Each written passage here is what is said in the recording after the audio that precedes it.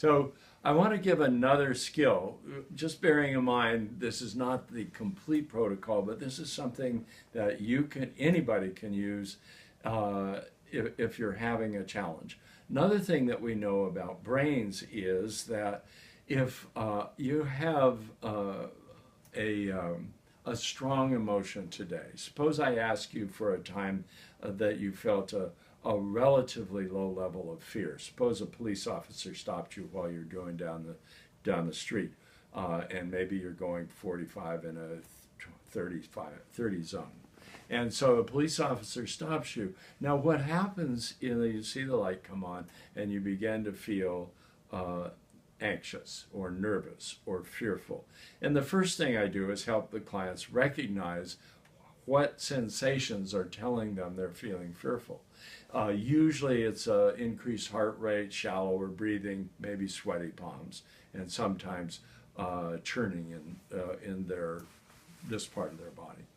But the next piece is, because of the way brains work, until you get this skill, every single being stopped by the cop will elicit memories, emotional laden memories of every, even if you're not aware of them, of every other time that you felt fear like that.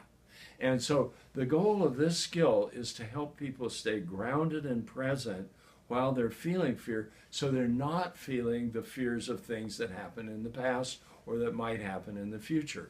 So I'll ask the client, give me an image that helps you stay connected with the earth. Here are some examples. Some people use roots like oak roots or redwood roots emerging from their feet, anchoring them to the earth. Another good one is standing, scrunching your feet down in the sand. And so the way it works is this, remembering the tapping. Let's focus on scrunching your feet in the sand. I will ask the client with the tapping,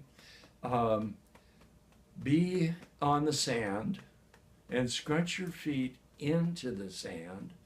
Scrunch, working your feet down into the sand, good. Maybe feeling a little dampness on the bottom of the soles of your feet, feeling the sand, warmer sand on the tops of your feet. And now let your awareness move inside your feet. Inside your feet, inside your ankles, inside your lower legs and thighs. And notice if there are sensations, what the sensations are that are accompanying scratching your feet in the sand. People will often get a sensation of solidness or heaviness or pulling down. And as soon as we get that sensation, I will ask them to say, as you are scrunching your feet in the sand, become aware of, let's call it heaviness. Become aware of the heaviness in your lower legs and thighs. And just repeat after me. The heaviness in my lower legs and thighs tells me I'm grounded and present. The important piece of all of this work is tying everything to sensations. And so the client has said that. The heaviness in my lower legs and thighs tells me I'm grounded and present.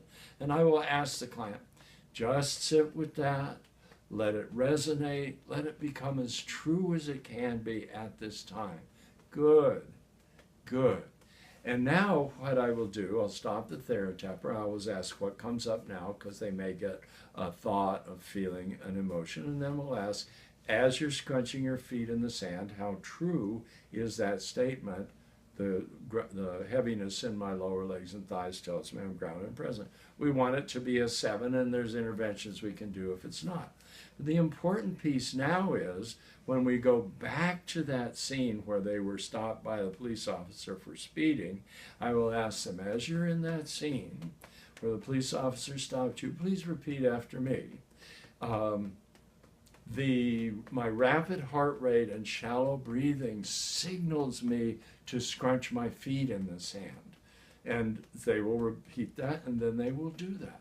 They will scrunch their feet in the sand. I'll tell them now, scrunch your feet in the sand and let me know when you have become aware of the heaviness in your lower legs and thighs.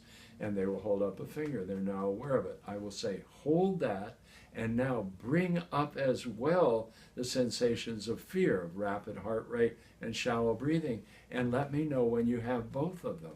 And then the client will say, I've got both of them, and then I will say to the client, please repeat after me. I can stay grounded and present while I'm feeling fear. And this is so important.